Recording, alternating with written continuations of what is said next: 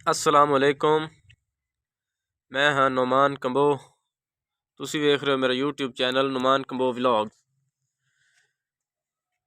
दोस्तों अज दा व्लॉग स्टार्ट करन तो पहले छोटी जी गुजारिश है कि वीडियो वेखन तो पहले मेरे चैनल नुमान कंबो व्लॉग्स नू सबसक्राइब कर दो तो बैल आइकन नू दबा दो। दोस्तों अज दा व्लॉग बहुत ही इंटरस्टेड है, तुसी साडे नाल अटैच रहना, जुड़े रहना। इंशाअल्लाह तुहानू उम्मीद है कि अज दा व्लॉग बहुत ही पसंद आएगा। अज असी अपने दोस्त वारस खान रखैया जिन्हां दा गोट फार्मिंग दा काम है, अज उन्हां कोल पहुँच रहे हैं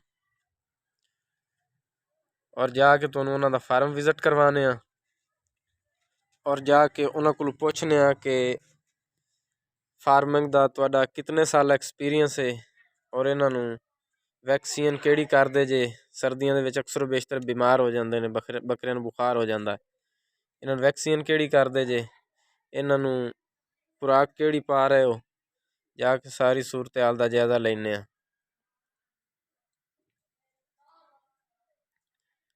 दोस्तों वारस खान दे फार्म ते पहुँच आए हैं। ए जी चेक करो दोस्तों, माशाल्लाह माशाल्लाह बहुत ही ज़बरदस्त किस्म दे बकरे ने। भाई वारस किते कम गए हुए ने, कॉल उन्होंने की थोड़ी देर नू आ रहे ने, तुसी उन्नी देर फार्म विजिट करो, फिर उन्हां दे नाल गपशप करने और दोस्तां दे नाल शेयर करने। चेक करो माशाल्लाह दोस्तों, बड़े आला नस्ल दे बकरे ने, बहुत ही खूबसूरत ने। सुबह सुबह का टाइम है, चारा इन्हां हुण पाया इनू, भुखे खड़े सी, भुखे जानवर दी दिख नहीं हुंदी। खूबसूरत होवे सी तो उतना खूबसूरत नहीं लगता जितना कि रज्या लगता है।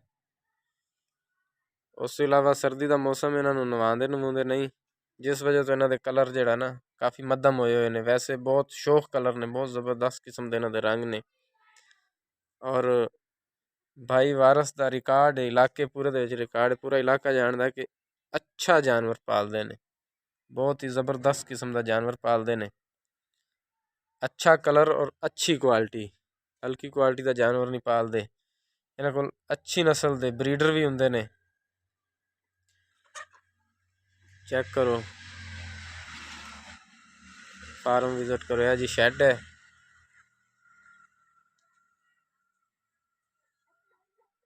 बहुत ज़्यादा सर्दी प्रूफ नहीं है, बस ओपन ही है। बकरे माशाल्लाह पले हुए ने, सेहतमंद ने, सर्दी तकरीबन इन्हां नू नहीं लगदी और छुड़े जानवर नू बहुत कम सर्दी लगदी।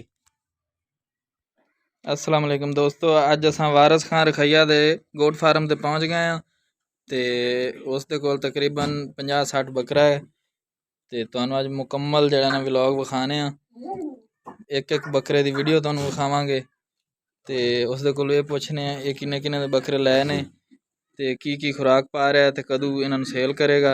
मुकम्मल डिटेल लई असां वारस खान रखैया साहब कोलों इंटरव्यू लैने। हाँ वारस भाई जी इमरान भाई की हाल ने? अल्हम्दुलिल्लाह।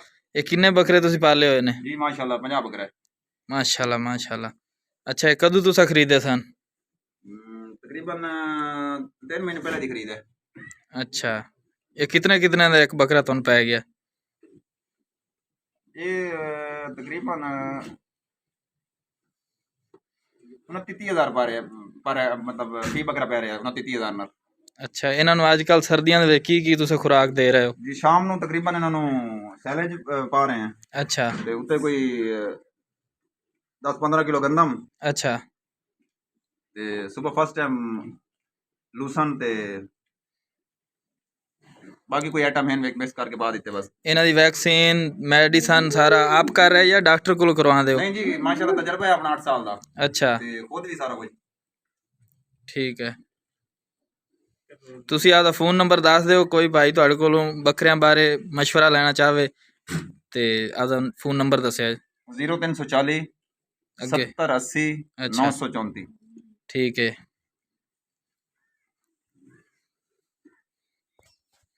ਬੱਕਰਾ ਜੀ ਅਸਾਂ ਵਾਰਿਸ ਖਾਨ ਰਖਈਆ ਕੋਲੋਂ ਮੁੱਲ ਪੈ ਲੈਨੇ ਆ ਤੇ ਇਹ ਕਿੰਨੇ ਦਾ ਸੰਦੇ ਹੋਗੇ ਫਾਈਨਲ ਤੁਸੀਂ? ये जी 75,000 ਦਾ ਪੜੇਗਾ ਤਕਰੀਬਨ। ਨਹੀਂ ਯਾਰ ਅਸੀਂ ਤੁਹਾਡੇ ਕੋਲ ਆ ਗਏ ਸਾਨੂੰ ਮੁਨਾਸਿਬ ਲਾਓ यार महंगाई बड़ी है, नस्ल भी अच्छी है, ਤੁਸੀਂ ਵੇਖ ਲਓ ਜਨਾਬ। 50,000 ਰੁਪਏ ਦਾ ਸੰਦ ਦੇ ਦਿਓ नहीं बढ़ना जी ਤੇ ਤੁਹਾਡੀ ਮਿਹਰਬਾਨੀ ਹੋਏਗੀ ਅਸਾਂ ਆਪਣੀ ਕੁਰਬਾਨੀ ਵੀ ਲੈ ਰਹੇ ਹਾਂ। भाईजान इतना नहीं बढ़ना। खरीद भी मेरी ज्यादा 3 महीने पहले खरीदी अपनी, इस तो ज्यादा ते फिर सानू की वजह है ਅੱਛਾ हाँ। ਫਾਰਮ ਵਿਜ਼ਿਟ ਕਰਨ ਤੋਂ ਬਾਅਦ ਭਾਈ ਵਾਰਿਸ ਖਾਨ ਨਾਲ ਥੋੜੀ ਦੇਰ ਗੱਪਸ਼ਪ ਹੋਈ,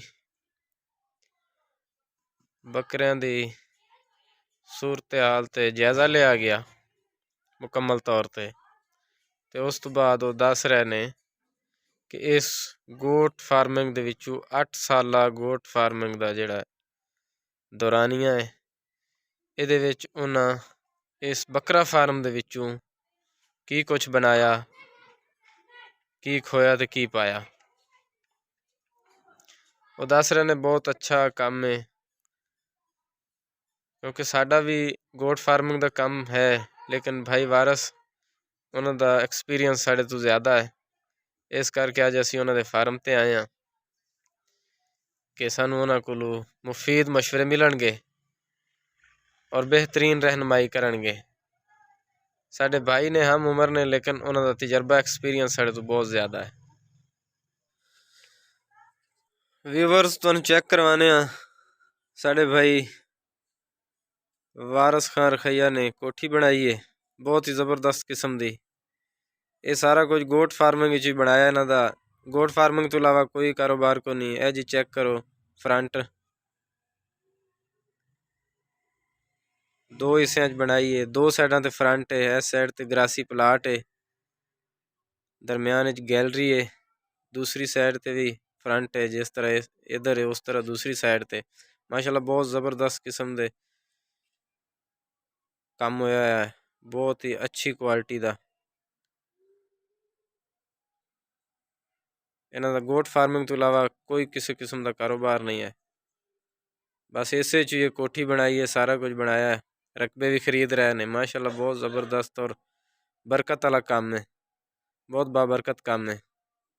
वेख के दिल खुश हो गया, फार्म वेख के दिल खुश हो गया, कोठी वेख के मज़ीद दिल खुश हो गया। बहुत ही ज़बरदस्त किस्म दी, चेक करो माशाल्लाह।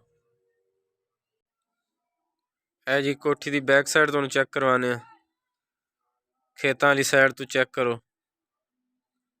बहुत ज़बरदस्त लोकेशन है इस साइड तो। माशाल्लाह माशाल्लाह, अल्लाह पाक नसीबां च करे भाई वारिस दे। दोस्तों उम्मीद है अज दा व्लॉग तुहानू पसंद आया होगा, तो एंड ते दोबारा रिक्वेस्ट है कि साढ़े चैनल को सबसक्राइब करो। व्लॉग पसंद आया कमेंट सैक्शन आपकी राय का इजहार ज़रूर करा जे। अल्लाह पाक तुहानू खुश राजी रखे, आमीन।